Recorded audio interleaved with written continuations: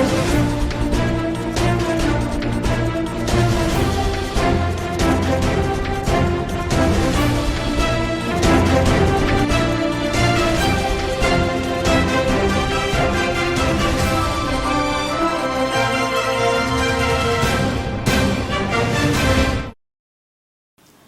STV news కి స్వాగతం. ముందుగా ముఖ్యాంశాలు చూద్దాం.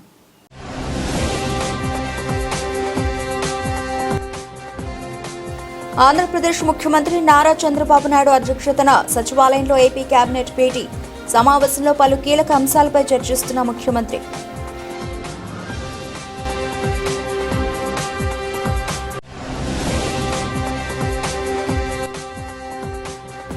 కృష్ణా గుంటూరు జిల్లాలో గ్రాడ్యుయేట్ ఎమ్మెల్సీ ఎన్నికలను తెలుగుదేశం పార్టీ ప్రతిష్టాత్మకంగా తీసుకుందన్న ఎమ్మెల్యే బోండా ఉమామహేశ్వరరావు.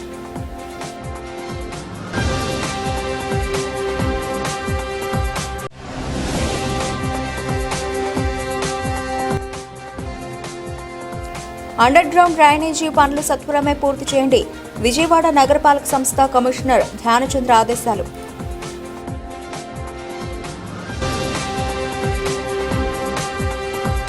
ఆంధ్రప్రదేశ్ ముఖ్యమంత్రి నారా చంద్రబాబు నాయుడు అధ్యక్షతన సచివాలయంలో ఇవాళ ఏపీ కేబినెట్ భేటీ అయింది. ఈ సమావేశంలో పలు కీలక అంశాలపై చర్చిస్తున్నారు.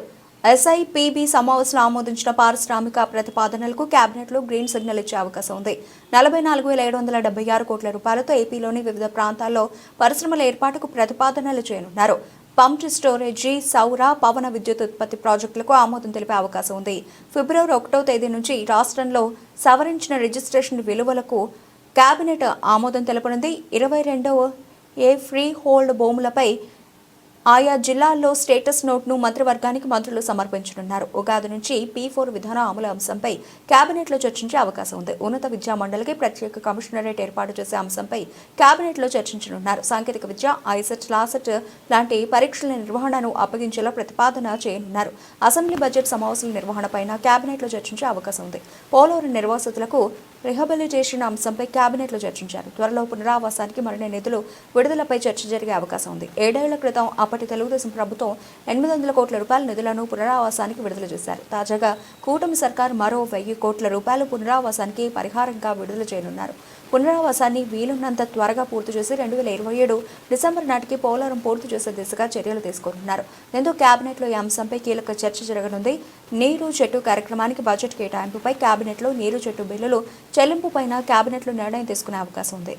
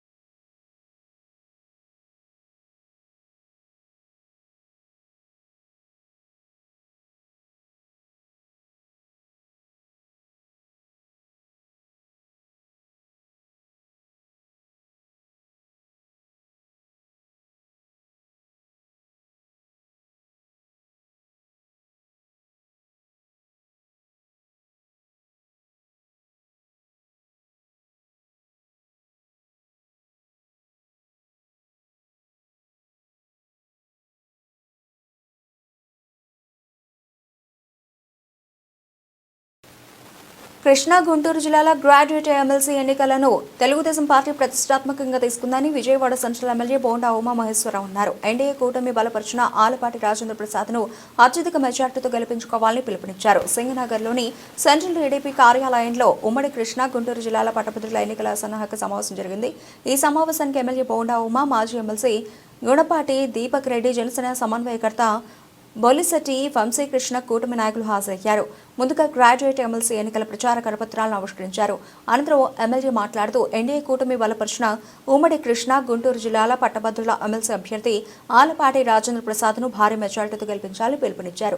నియోజకవర్గంలో మొత్తం 17,224 గ్రాడ్యుయేట్ ఓటర్లు ఉన్నారని, ఓటు నమోదు చేయించడం ఎంత ముఖ్యమో ఆ ఓటరు పోలింగ్ బూత్కి వెళ్లి ఓటు వేసే విధంగా కూడా చూడడం అంతకంటే ముఖ్యమన్నారు. ఎమ్మెల్సీ ఎన్నికలకు తక్కువ మాత్రమే సమయం మిగిలి ఉందని, ఎన్డీఏ కుటుంబ సభ్యులందరూ అప్రమత్తంగా ఉండాలన్నారు. గుంటూరు జిల్లాల గ్రాడ్యుయేట్ ఎమ్మెల్సీ అభ్యర్థి ఎన్నికల్ని తెలుగుదేశం పార్టీ ప్రతిష్టాత్మకంగా తీసుకుంది. ఇప్పటికే రాష్ట్రంలో ఏ ఎన్నికలు జరిగినా తెలుగుదేశం పార్టీ, చంద్రబాబు నాయుడు గారి నాయకత్వం, కూటమి పార్టీల ఆధ్వర్యంలో అద్భుతమైనటువంటి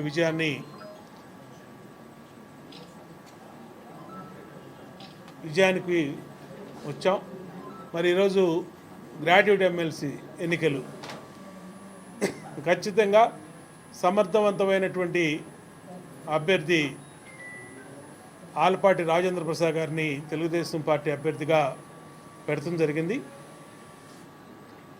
ఎన్నో లోటుపాట్లతో 2024 చంద్రబాబు నాయుడు గారు 4వసారి ముఖ్యమంత్రిగా అయినాక మరి ఎన్నో ఇబ్బందులున్నా ఈ 7 నెలల్లో చూసాం.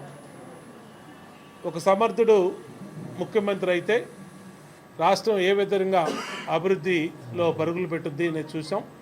ఇవాళ అభివృద్ధి పదంలో ఈ రాష్ట్రాన్ని ముందుకు తీసుకెళ్తోంది చంద్రబాబు నాయుడు గారి నాయకత్వంలో. అట్లాగే ప్రాజెక్టులు కానీ, ఎన్నికల ముందు జీతాలు కూడా ఇవ్వలేని పరిస్థితిలో ఉన్నటువంటి అప్పుల ఊబిలో ఉన్నటువంటి రాష్ట్రాన్ని అప్పుల ఊబిలోంచి బయటేయటమే కాకుండా, బయటపడే మార్గంలో ముందుకెళ్ళటమే కాకుండా అభివృద్ధి పనులను కూడా, అంటే గుంతలమయమైపోయినటువంటి రోడ్లని, అలాగే ఆగిపోయినటువంటి అమరావతిని అనేక రకాలుగా అన్ని రంగాల్లో అభివృద్ధికి ముందుకెళ్తున్నాం కేంద్ర సహాయంతో. ఇటువంటి సమయంలో సమర్థవంతమైనటువంటి అభ్యర్థులకే ప్రజలు ఆశీస్సులు ఇవ్వాల్సినటువంటి అవసరం ఎంతో ఉంది. కాబట్టి మా విజ్ఞప్తి ఏంటంటే, గ్రాడ్యుయేట్ ఓటర్స్ సుమారు సెంట్రల్ నియోజకవర్గంలో 18,000 మంది రిజిస్ట్రేషన్ చేసుకున్నారు.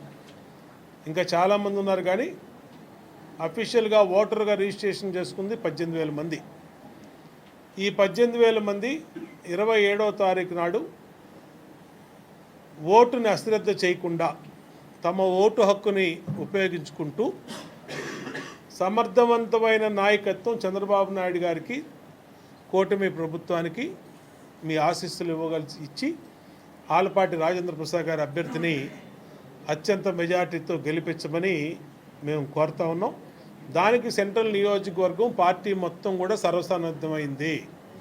ఇవాళ ఈరోజు జనసేన కానీ, భారతీయ జనతా పార్టీ కానీ, కూటమి పార్టీలు అందరం కూడా మా కూటమి అభ్యర్థి అయినటువంటి ఆలపాటి రాజేంద్ర ప్రసాద్ విజయానికి కృషి చేస్తూ ఉన్నాం. దానికి పార్టీ ఒక లైన్ ఇచ్చింది. ఆ పార్టీ ఇచ్చిన లైన్ ప్రకారం ప్రతి 30 ఓట్లకి, గ్రాడ్యుయేట్ ఎమ్మెల్సీ ఓట్లకి ఒక ఇన్ఛార్జిని పెట్టుకుంటా ఉన్నాం. వాళ్ళు ఎక్కడైనా ఇతర ఊర్లో కానీ ఎక్కడైనా ఉన్నా వాళ్ళని ఫాలోఅప్ చేయటం కానీ, వాళ్ళతో ఫోన్లో మాట్లాడి ఓటు తీసుకొచ్చే విధంగా రిక్వెస్ట్ చేయటం కానీ, ఓటుని మరి మా అభ్యర్థికి వేయమని ప్రచారంలో బాధ్యతలు కూడా ఇవాళ మా పార్టీ, అలాగే జనసేన పార్టీ, అలాగే బీజేపీ పార్టీ, 3 పార్టీ అభ్యర్థులకి, డివిజన్ నాయకత్వానికి బాధ్యతలు పెడతా ఉన్నాం. దానికి పరిశీలకులుగా మరి వాళ్ళ ఎమ్మెల్సీ దీపక్ రెడ్డి గారు, అలాగే నాగరాజు గారు, అలాగే పార్టీ అబ్జర్వర్ నాగరాజు, అందరూ కూడా కాజా, అట్లాగే అందరూ కూడా రావడం జరిగింది. వీళ్ళందరూ పరిశీలకుల సమక్షంలో పార్టీ మీటింగ్ని పెట్టుకొని రేపటి నుంచి పూర్తి స్థాయిలో విస్తృతంగా ప్రచారం చేస్తాం. విజయవాడ నగరంలో అత్యధికంగా సెంట్రల్ నియోజకవర్గంలో గ్రాడ్యుయేట్ ఎమ్మెల్సీ ఓట్లను కూడా నమోదు చేసుకోవడం జరిగింది. దానికి మా పార్టీ నాయకులు, జనసేన బీజేపీ నాయకులు చేసిన కృషి కూడా అభినందనీయమని తెలియజేసుకుంటూ, ఖచ్చితంగా విజ్ఞులైనటువంటి గ్రాడ్యుయేట్ ఎమ్మెల్సీ ఓటర్స్ అందరూ కూడా తెలుగుదేశం పార్టీకి మీ ఆశీస్సులు ఇవ్వగలరుగా కోరుతున్నాను. నారా లోకేష్ గారు పర్సనల్గా చూస్తూ ఉండరు ఈ యాక్టివిటీ అన్నీ, అందుకనే తెలుగుదేశం మాజీ సీఎం జగన్ చేసిన వ్యాఖ్యలకు TDP MLA Somireddy Chandramohan Reddy counter ఇచ్చారు. తన 5 ఏళ్ల పదవి కాలంలో రాష్ట్రాన్ని అప్పులమయంగా మార్చారని ఆగ్రహం వ్యక్తం చేశారు. ఆయన జగన్మోహన్ రెడ్డి లండన్ నుంచి దిగినట్టున్నాడు, దిగి ప్రెస్ కాన్ఫరెన్స్ పెట్టాడు. ఇక నుంచి ఆయన తెలుగుదేశం నాయకులు, కార్యకర్తలు, అధికారుల సంగతి చూస్తా అంట. దానికి ఒక కొత్త ఇది పెట్టాడు, క్యాప్షన్ 2O ప్రోగ్రామ్ అంట. బహుశా అది 0.5గా మారిపోద్దేమో నాకు డౌట్ వస్తూ ఉంది. ఇప్పుడు 2O programme YCP last version. ఆయన కార్యకర్తల గురించి మాట్లాడినాడు. నువ్వు కార్యకర్తల గురించి పట్టించుకున్నావా? వ్యవస్థల్ని నాశనం చేశావు. ఒక మైనింగ్, ఒక R&B, ఒక పంచాయతీరాజ్, ఒక ఇరిగేషన్, ఏ వ్యవస్థ, ఒక మైనింగ్, నీ కాళ్ళ కింద మైనింగ్ శాఖ నలిగిపోయింది. ఇసుక దగ్గర నుంచి దోపిడీ, మైనింగ్ దోపిడీ. నువ్వు ప్యాలెస్లు కట్టుకున్నావు. ప్రజలు ఇక్కడ, రాష్ట్రం నాశనం అయిపోయింది, నీ కాళ్ళ కింద నలిగిపోయింది. నువ్వు ఇప్పుడు కొత్త నాటకమా 2O అని చెప్పేసి తెరలేపుతావా? ఎవరు నమ్ముతారు నిన్ను అని అడుగుతున్నా నేను. ఈరోజు తెలుగుదేశం వచ్చింది, కాన్ఫిడెన్స్ వచ్చింది, కూటమి ప్రభుత్వం వచ్చింది, లక్షల కోట్ల పెట్టుబడికి ఇన్వెస్టర్స్ వస్తున్నారు. వాళ్ళు కూడా నీ ఓటోళ్ళని చూసి ఇంకా జంకుతున్నారు. ఇన్వెస్టర్స్ వస్తున్నారు, లక్షల కోట్లు. నీ పరిస్థితి ఏంది? లాస్ట్ 5 years ఏం చేసావు నువ్వు? అరే, నా జీవితంలో నా మీద క్రిమినల్ కేసు లేదు. మీ నాయన ఉన్నప్పుడు పాపం అసెంబ్లీలో బయట ఎదుర్కొంటే నా మీద కేసులు పెట్టలే. మా మీద పెట్టావు. చంద్రబాబు నాయుడు గారి దగ్గర నుంచి కార్యకర్తల దాకా జైలుకి పంపించావు. నువ్వు మాట్లాడతావా? ఈరోజు కార్యకర్తలు అంటే తెలుగుదేశం, ఒక NTR ట్రస్ట్, ఒక స్కూల్, ఆ కార్యకర్తల బిడ్డల్ని ఉచితంగా చదివించడం, ఒక క్యాన్సర్ హాస్పిటల్, ఒక ప్రమాద బీమా. ఎప్పుడన్నా పట్టించుకున్నావా నీ కార్యకర్తల గురించి? లోకేష్ బాబు ఈరోజు ఇంకా యాక్టివేట్ చేసాడు దాన్ని, ఆ ప్రమాద బీమా, వీటన్నిటిని. నువ్వు ఏ రోజు ఏం పడి, నువ్వు ప్యాలెస్లు కట్టించుకున్నావు. ఎన్ని ప్యాలెస్లు, ఎంత నీకు ఆ డబ్బు మీద మోజు. ఆడ 29 ఎకరాల్లో ఎల్హంక, అక్కడ లోటస్ పాండ్, ఇక్కడ తాడేపల్లి, ఇక్కడ ఇడుపులపాయ, ఒక కడప, ఒక పులివెందుల. ఎన్ని లక్షల చదరపు అడుగులు మీ నలుగురికి. ఆఖరికి అక్క చెల్లి, తల్లి చెల్లిని కూడా దూరం చేసుకున్నవాడివి నువ్వు. మా సంగతి చూస్తావా? తెలుగుదేశం వాళ్ళ సంగతి చూస్తా. నీ సంగతి చూసుకో, నీ పార్టీ క్లోజ్ అయిపోకుండా చూసుకో. ఆ తర్వాత సంగతి మా సంగతి. ఇప్పుడు నువ్వు ముఖ్యమంత్రిగా ఉన్నప్పుడు రాష్ట్రం ఎట్టయిందో చూస్తారు. ఈరోజు చంద్రబాబు ముఖ్యమంత్రి అయిన తర్వాత తేడా చూసి మీ రాష్ట్రం మెంబర్లు అందరూ తెలుగుదేశంలోకి వస్తున్నారు, రాజీనామా చేసి వస్తున్నారు. నీ ఇంపార్టెంట్ రైట్ హ్యాండ్, నీ ఏటు నిన్ను వదిలేశాడు. ఇంకా నిన్నెవరు నమ్మేది? నీతో కూడా 16 నెలలు జైల్లో ఉన్న ఏటు నిన్ను వదిలేశాడు. ఇంకెవరు నిన్ను పట్టుకొని ఎలాడేది? ఇంకనే ఈ కథలు, ఈ బెదిరింపులు పక్కన పెట్టు. 2O ప్రోగ్రామ్ ఎవరిని వదిలిపెట్టను, ఏం చేస్తావు నువ్వు? ఇది కరెక్ట్ కాదు. ఎస్సీ వర్గీకరణపై సుప్రీంకోర్టు వెలువరించిన తీర్పుకు స్పందించిన 2 తెలుగు రాష్ట్రాల ప్రభుత్వాలు సమస్య పరిష్కార దిశగా తెలంగాణలో జస్టిస్ షమీం అఖ్తర్ కమిషన్ను ఏర్పాటు చేయడం, అలానే ఆంధ్రప్రదేశ్లో కూడా జస్టిస్ రాజీవ్ రంజన్ మిశ్రా కమిషన్ ఏర్పాటు చేయడం శుభపరిణామం అని MRPS నాయకులు ఉసర్పాటి బ్రహ్మయ్య మాదిగా అన్నారు. తెలంగాణ రాష్ట్రంలో ఇప్పటివరకు రిజర్వేషన్ పొందని ఉపకులాలను 3 గ్రూపులుగా ఏర్పాటు చేసి 30 సంవత్సరాల MRPS పోరాట ఫలితంగా అసెంబ్లీలో ప్రవేశపెట్టడం నిజంగా హర్షించదగ్గ విషయమన్నారు. గాంధీనగర్ ప్రెస్ క్లబ్లో నిర్వహించిన మీడియా సమావేశంలో ఆయన మాట్లాడుతూ ఆంధ్రప్రదేశ్లో కూడా జస్టిస్ రాజీవ్ రంజన్ మిశ్రా కమిషన్ రిపోర్టును ముఖ్యమంత్రి చంద్రబాబు నాయుడు త్వరగా నివేదిక తెప్పించుకుని ఆంధ్రప్రదేశ్లో కూడా ఎస్సీ వర్గీకరణకు చట్టబద్ధత కల్పించే విధంగా సత్వర చర్యలు తీసుకోవాలన్నారు. గతంలో రాష్ట్ర ప్రభుత్వం తీసుకున్న జిల్లాల యూనిట్గా వర్గీకరణ కాకుండా జస్టిస్ జస్టిస్ రామచంద్రరాజు కమిషన్ నివేదిక ఆధారంగా రాష్ట్ర యూనిట్గానే వర్గీకరణకు చట్టబద్ధత కల్పించాలని కోరుతున్నామన్నారు. రాష్ట్ర ప్రభుత్వం గతంలో ప్రకటించిన జిల్లా యూనిట్గా కాకుండా రాష్ట్ర యూనిట్గానే వర్గీకరణను చేపట్టి త్వరగా మంత్రివర్గంచి ఆమోదింపజేసి అసెంబ్లీలో చట్టబద్ధత కల్పించాలని డిమాండ్ చేశారు. ముందుగా పాత్రికేయ ఎలక్ట్రానిక్ మీడియా మిత్రులందరికీ సామాజిక నమస్కారాలు. ఎస్సీ రిజర్వేషన్లను ఏబిసిడీలుగా వర్గీకరించాలని 1994 జూలై 7న ప్రకాశం జిల్లా నాగులుపులపాడు మండలం ఈదుముడి గ్రామంలో మాదిగ రిజర్వేషన్ పోరాట సమితి అనే సంస్థని ఏర్పాటు చేయడం జరిగింది. ఎస్సీల్లో ఉండబడినటువంటి 59 కులాలకు భారత రాజ్యాంగంలో బాబాసాహెబ్ అంబేద్కర్ అందించినటువంటి రిజర్వేషన్ ఫలాలు అందరికీ సమానంగా అందాలని, అందినప్పుడే నిజమైన సామాజిక న్యాయం అని చెప్పిన అంబేద్కర్ గారు ఆశించినట్టుగా అన్ని కులాలకు అందాలని ఒక సామాజిక న్యాయ దృక్పథంతో మొదలైన ఉద్యమం ఎంఆర్పిఎస్ ఉద్యమం. 94లో మొదలైతే 99కే ఆ రోజు వర్గీకరణ సాధించడం జరిగింది. ఈ రోజు ఉండబడిన ముఖ్యమంత్రి ఆనాడు ముఖ్యమంత్రిగా ఉండడం, వర్గీకరణ పట్ల రామచంద్రరాజు కమిషన్ వేయడం, ఆ కమిషన్ వర్గీకరణకు సానుకూలంగా నివేదిక అందించడం, వర్గీకరణ జరగడం, కొద్దిగా మా జాతి ఫలాలు అందుకున్న సందర్భం కనపడతాం. అదే క్రమంలో 99 నుంచి 2004 వరకు వర్గీకరణ అమలైంది. 2004 నవంబర్ 5న సుప్రీంకోర్టులో ఈవీ చిన్నయ్య అనేటువంటి మా సోదరుడు వేసిన పిటిషన్ కారణంగా వర్గీకరణని రద్దు చేయడం జరిగింది. మరలా తిరిగి అదే సుప్రీంకోర్టులో 2024లో ఆగస్టు 1వ తారీఖున ఎస్సీలను వర్గీకరించుకునే అధికారం రాష్ట్రాలకే ఉంది అని చెప్పి సుప్రీంకోర్టు తీర్పు రావడం కూడా హర్షించదగ్గ పరిణామంగా భావిస్తూ రాష్ట్రాలే అమలు చేసుకోవచ్చని సుప్రీంకోర్టు తీర్పు వచ్చిన నేపథ్యంలో ప్రధానంగా తెలంగాణ రాష్ట్రం సుప్రీంకోర్టు తీర్పు వచ్చి వెలువడక ముందే తెలంగాణ రాష్ట్ర ముఖ్యమంత్రి రేవంత్ రెడ్డి గారు అసెంబ్లీలో వర్గీకరణకు రాష్ట్ర ప్రభుత్వం అనుకూలంగా ఉందని, వర్గీకరణ చేసి తీరుతామని, ఆ ముందు వరుసలో తెలంగాణ రాష్ట్ర ప్రభుత్వం ఉంటుంది అని చెప్పని ప్రకటన చేసిన విషయాన్ని మేము గుర్తు చేస్తున్నాం. అదేవిధంగా సుప్రీంకోర్టు తీర్పు వచ్చిన వెంటనే అక్కడ షమీం అఖ్తర్ని కమిషన్ వేయడం, దాంతోపాటు ఒక క్యాబినెట్ కమిటీని వేయడం, ఆ కమిటీ దాదాపు అన్ని జిల్లాలలో పర్యటించి జన కులగణనతో కూడా సహా లెక్కలు తీసుకొని మొత్తం కూడా అధ్యయనం చేసి నిన్న అసెంబ్లీలో వర్గీకరణకు ఆమోదాన్ని తెలుపుతూ అసెంబ్లీ తీర్మానం చేయడంతో పాటు వర్గీకరణని విషయంలో సుప్రీంకోర్టు ఇచ్చిన తీర్పుకు అనుగుణంగా తెలుగు రాష్ట్రాల్లో మొట్టమొదటిగా రేవంత్ రెడ్డి ప్రభుత్వానికి ధన్యవాదాలు తెలుపుతున్నాం. అదేవిధంగా వర్గీకరణకి మూలమైన ఆంధ్రప్రదేశ్ ముఖ్యమంత్రి నారా చంద్రబాబు నాయుడు గారికి కూడా త్వరితగతిగా వర్గీకరణ విషయంలో జిల్లా యూనిట్లుగా ప్రకటించారు. ఆ జిల్లా యూనిట్ల యొక్క విధి విధానాలను కూడా వివరించాల్సినటువంటి అవసరం ప్రభుత్వానికి ఉంది.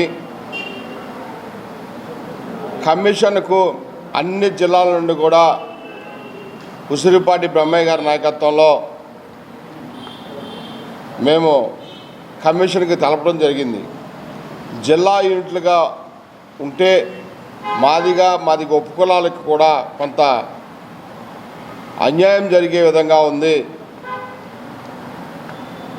దాన్ని ఆలోచించండి.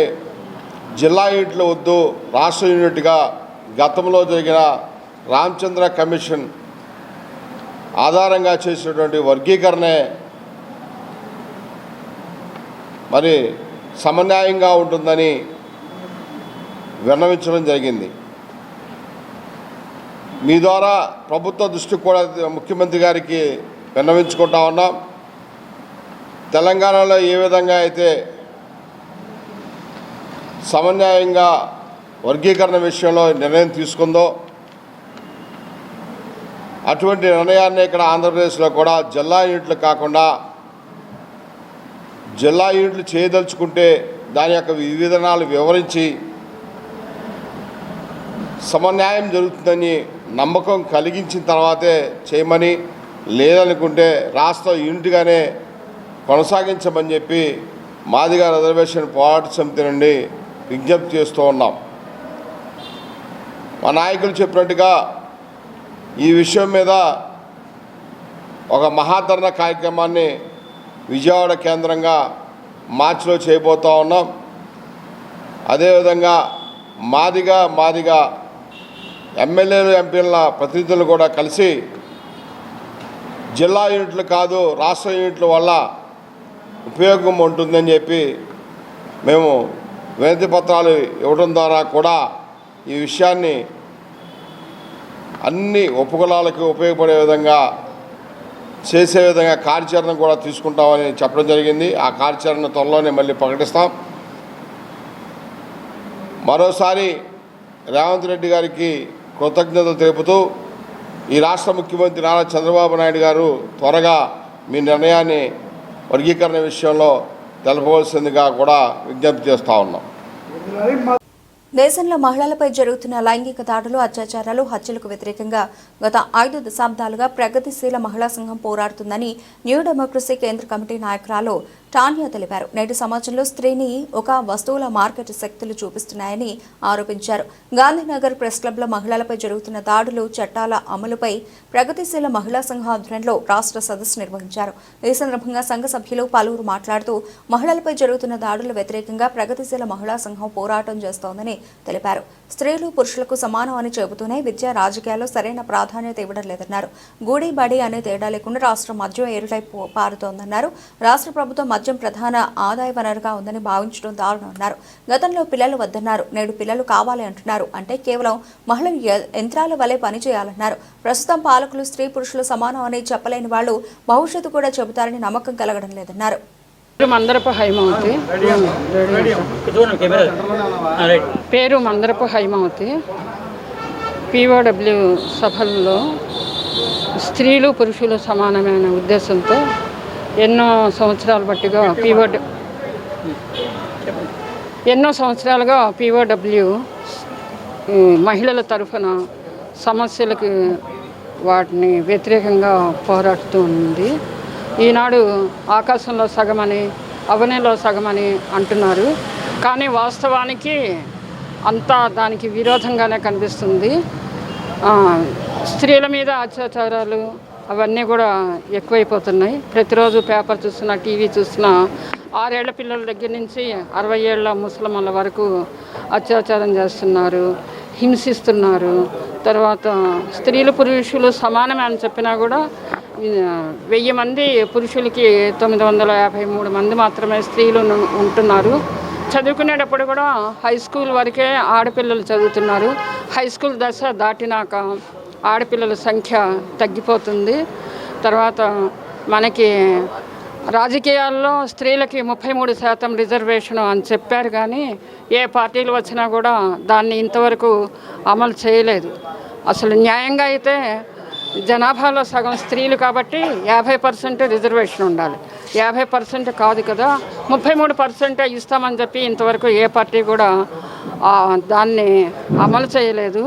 తర్వాత ఈ ఫాసిజం ప్రభుత్వంలో స్త్రీల మీద నానాటికి హింస ఎక్కువైపోతుంది. స్త్రీలు ఎక్కువ మంది పిల్లల్ని కనాలి అని చెప్పేసి అలాగా ప్రచారం చేస్తున్నారు. తర్వాత మద్యపానం, ప్రతి సందులో కూడా బార్లే.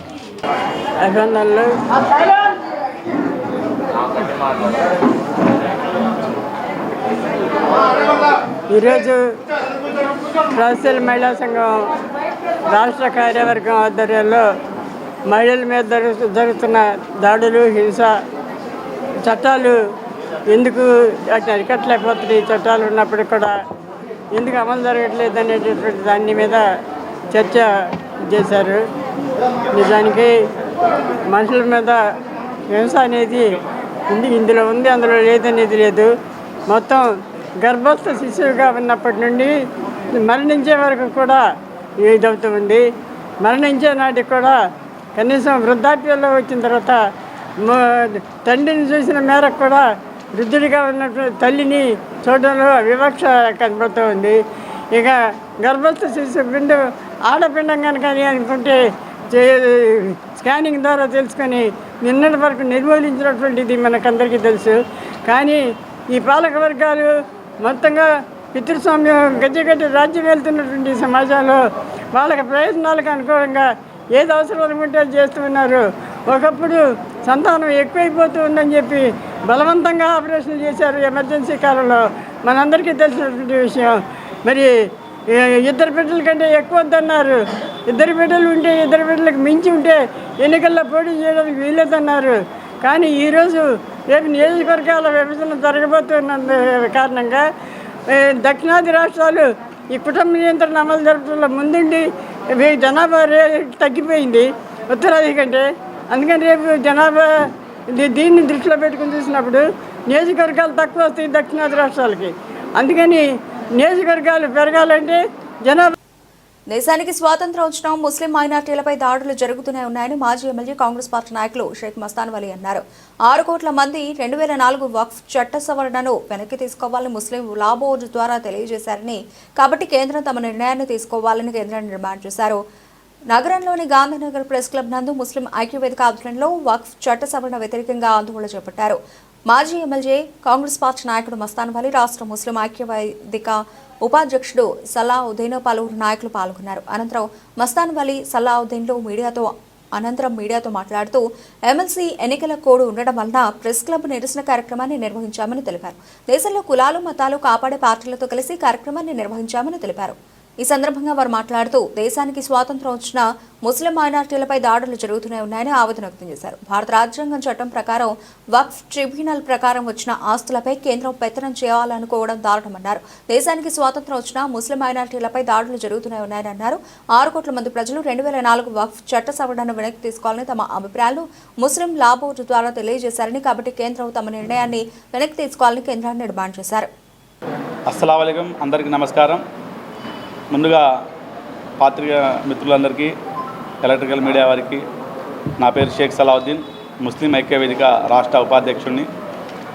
మేము గత వారం క్రితం చలో విజయవాడ కార్యక్రమానికి ధర్నా చౌక్లో నిరసన కార్యక్రమం చేయాలని మేము విజయవాడలో ప్రోగ్రామ్ను డిక్లేర్ చేయడం జరిగింది. అయితే ఎమ్మెల్సీ ఎన్నికల కోడ్ ఉండటం వల్ల మేము రాత్రి ప్రభుత్వం నుంచి దానికి మనకు ఏదైతే డిపార్ట్మెంట్ నుంచి ఉందో దానికి అనుమతి లేవడం వల్ల ఆ కార్యక్రమాన్ని రద్దు చేసుకున్నాం. అయితే ముస్లిం ఐక్యవేదిక రాష్ట్ర వ్యాప్తంగా పిలుపు ఇవ్వడంతో రాష్ట్ర వ్యాప్తంగా వచ్చినటువంటి ప్రతి ముస్లిం ఐక్యవేదిక కుటుంబ సభ్యులకు, అలాగే మాతోటి సెక్యులర్ పార్టీలతో ఇండియా కూటమిలో ఉన్నటువంటి కాంగ్రెస్ పార్టీ కానీ, ఐయుఎంఎల్ కానీ, ఇకపోతే కమ్యూనిస్ట్ పార్టీ వాళ్ళతో అందరినీ కూడా కలుపుకొని మనం ఈ కార్యక్రమం చేయాలనుకున్నాం.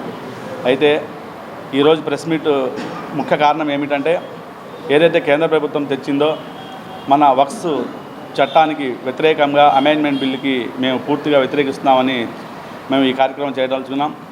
ఏదైతే 14 సవరణలని కొంతమంది చెప్తున్నారు, తర్వాత రాష్ట్ర ప్రభుత్వం కూడా 3-4 సవరణలు పంపించామని చంద్రబాబు నాయుడు చెప్పడం, ఇవన్నిటికి కూడా ముస్లిం ఐక్యవేదిక తీవ్రంగా ఖండిస్తుంది.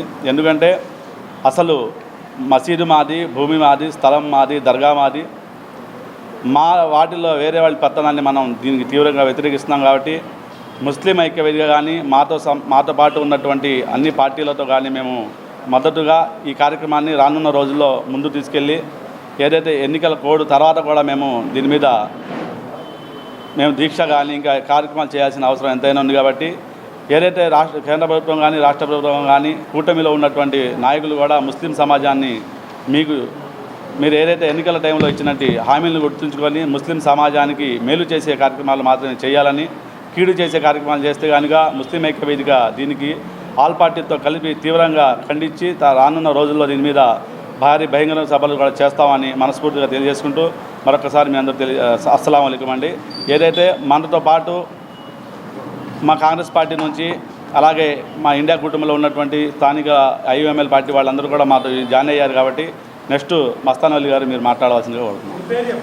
నా పేరు షేక్ సలావుద్దీన్, ముస్లిం ఐక్యవేదిక రాష్ట్ర ఉపాధ్యక్షుడు.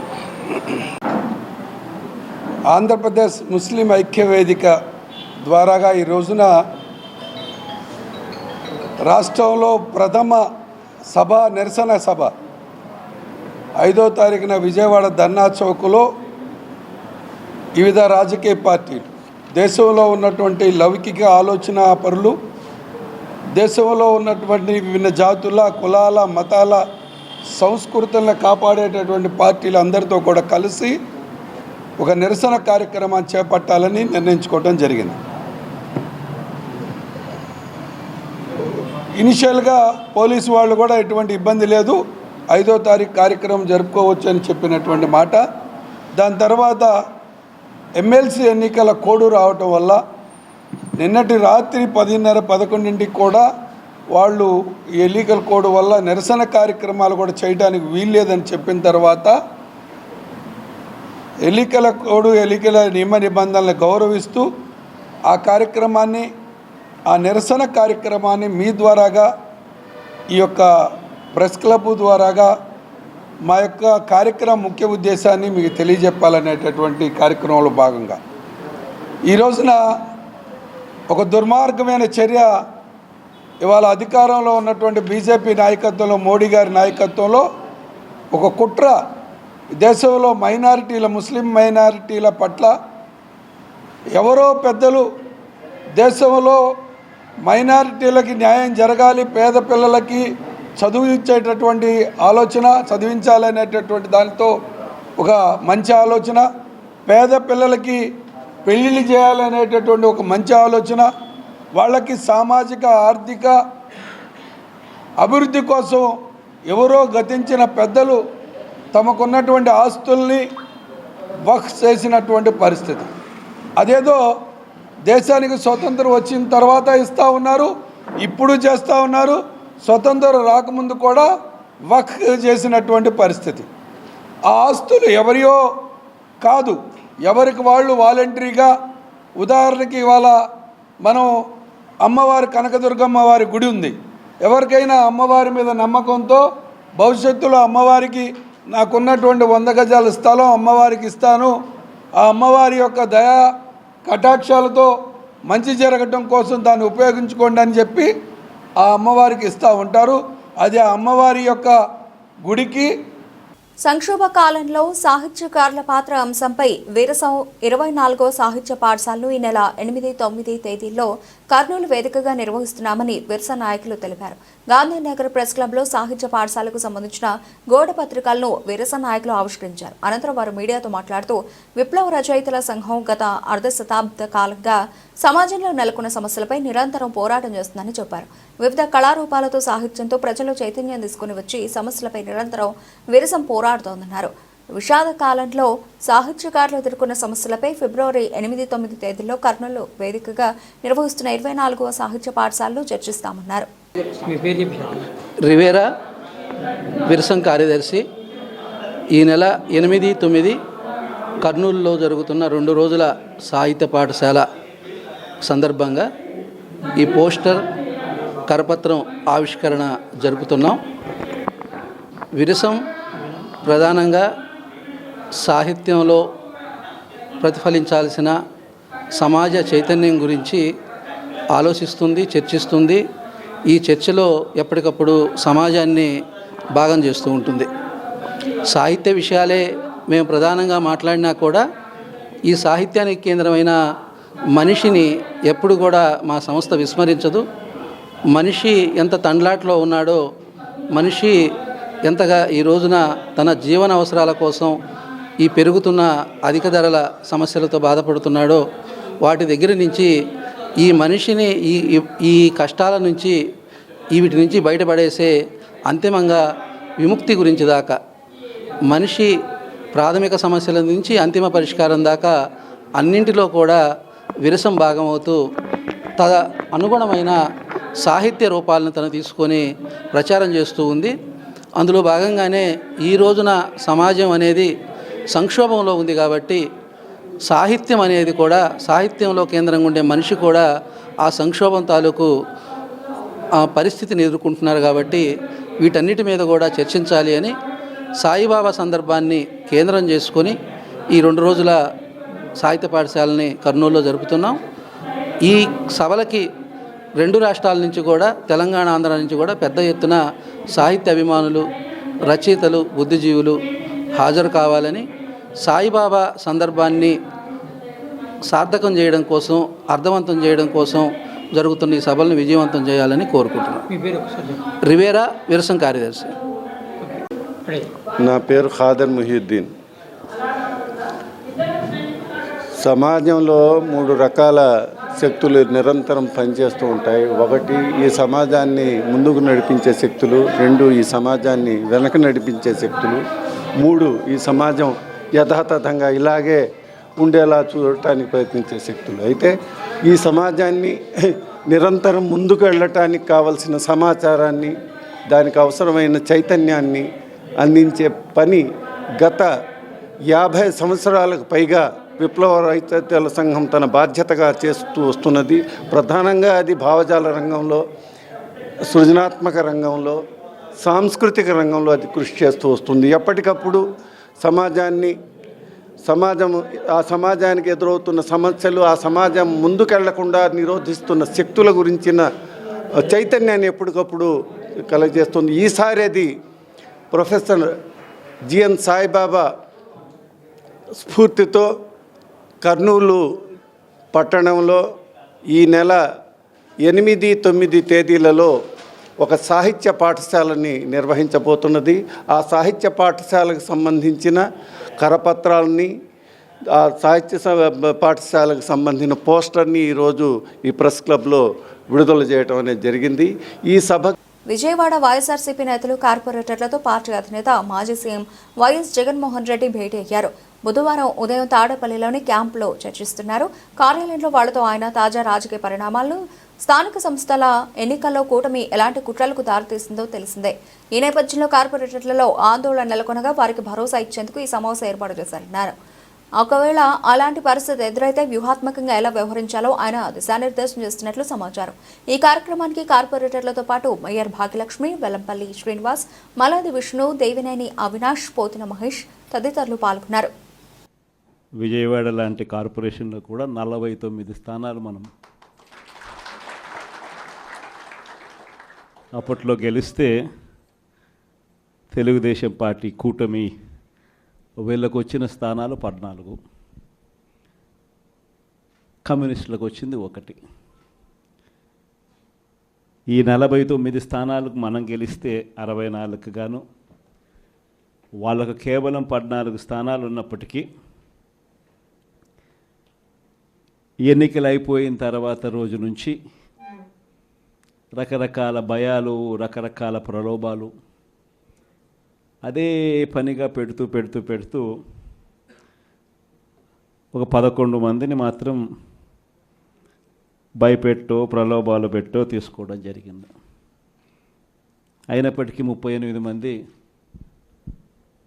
నిఠారుగా నిలబడ్డారు అని చెప్పడానికి గర్వపడతాను. ఎందుకు ఈ మాట చెప్తా ఉన్నాను అని అంటే, దానికి కారణం కూడా ఒకటే. ఇన్ఫ్యాక్ట్ ఏ కార్పొరేషన్ చూసుకున్నా, ఏ మున్సిపాలిటీ చూసుకున్నా, రాష్ట్రంలో ఉన్న ఏ జెడ్పీటీసీ పరిధిలో ఉన్న ఏ మండలం తీసుకున్నా, అటు ఎంపీపీలైనా కానీ, అటు జెడ్పీటీసీలైనా కానీ, సర్పంచ్లైనా కూడా, ఏది తీసుకున్నా కూడా ఎన్నికలు అయిపోయిన తర్వాత 3 సంవత్సరాల తర్వాత లోకల్ బాడీ ఎన్నికలు జరిగితే అటువంటి ఎన్నికల్లో ఈ రకమైన రిజల్ట్స్తో రాష్ట్రమంతా క్లీన్ స్వీప్ చేసిన పరిస్థితి వైఎస్ఆర్సీపీ ప్రభుత్వం, మన ప్రభుత్వం. అంటే ప్రజల్లో ఏ రోజైనా కూడా తలెత్తుకొని పోగలిగాం.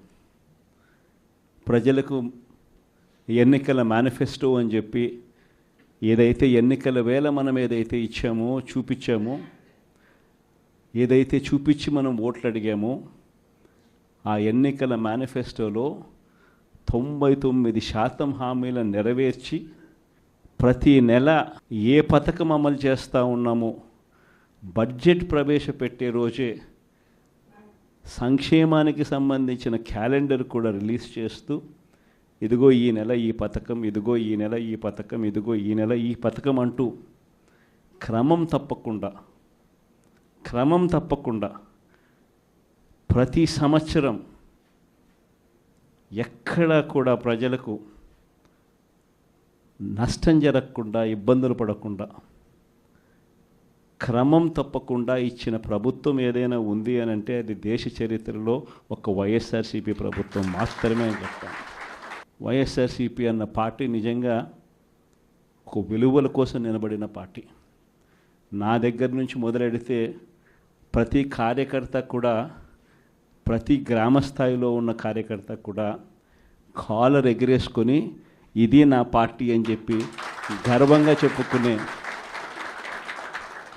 వాళ్ళకి ఏదైతే మనం చెప్పామో అది చేసి చూపించిన తర్వాతనే మనం ఓట్లు అడిగి గెలిచాము. కాబట్టి ప్రజల దగ్గర ఏ రోజు మన విలువ తగ్గల.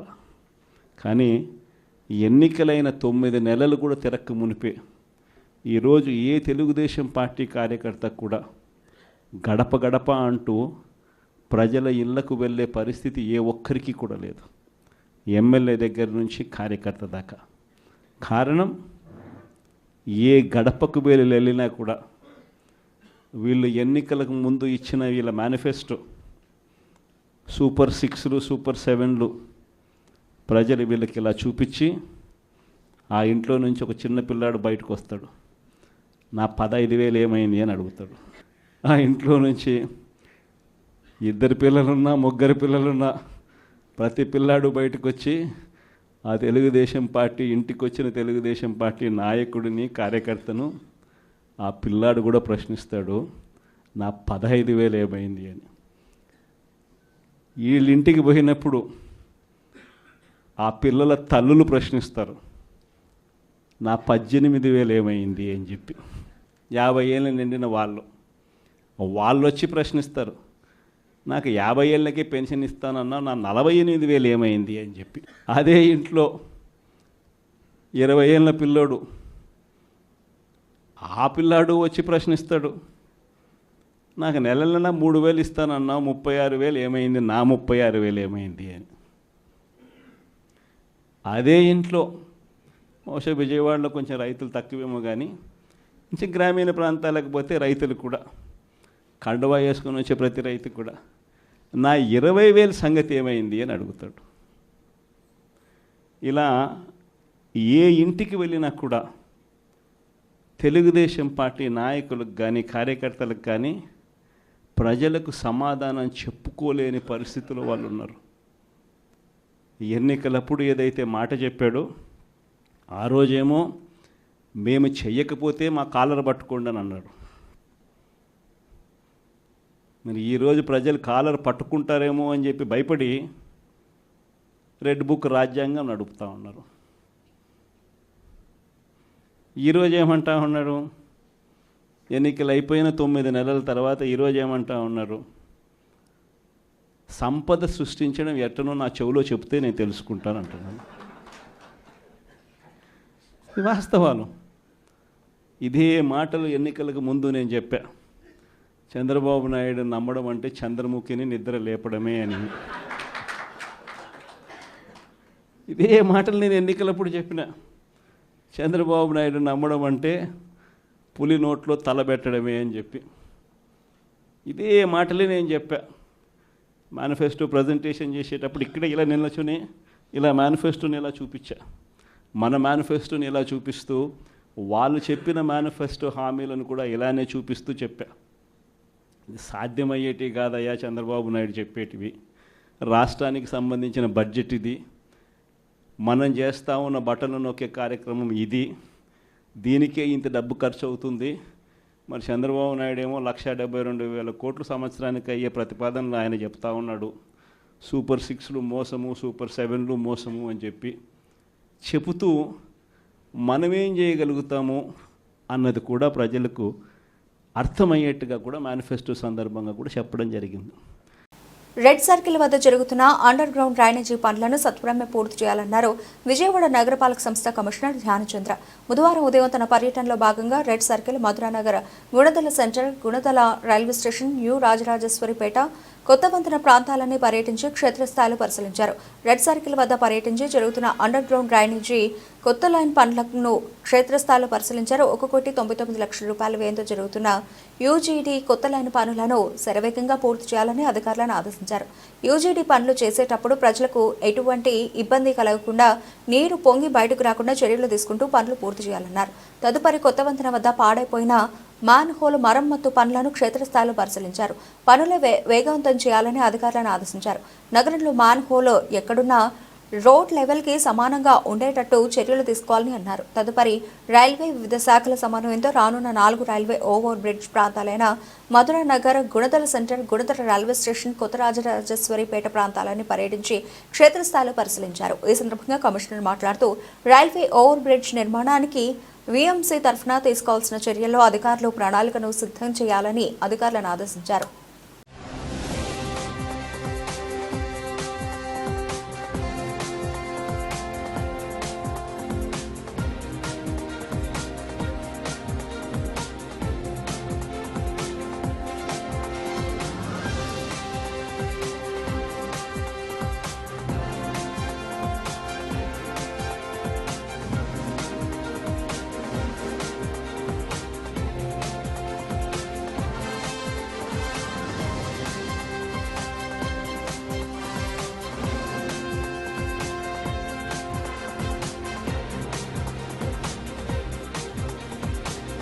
బులెటిన్ ముగించే ముందు హెడ్లైన్స్ మరోసారి.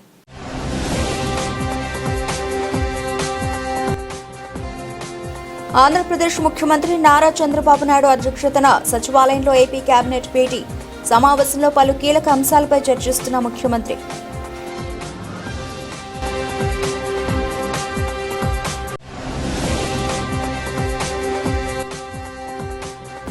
కృష్ణా, గుంటూరు జిల్లాలో గ్రాడ్యుయేట్ ఎమ్మెల్సీ ఎన్నికలను తెలుగుదేశం పార్టీ ప్రతిష్టాత్మకంగా తీసుకుందన్న ఎమ్మెల్యే బోండా ఉమామహేశ్వరరావు.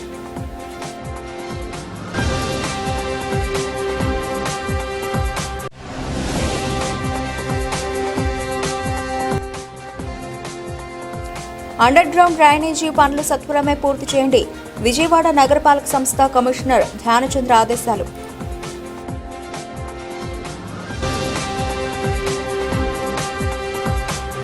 ఇవి ఇప్పుడు నబుల్సిన అప్డేట్స్. మరిన్ని అప్డేట్స్తో మళ్ళీ కలుద్దాం. అంతవరకు సెలవు. నమస్తే.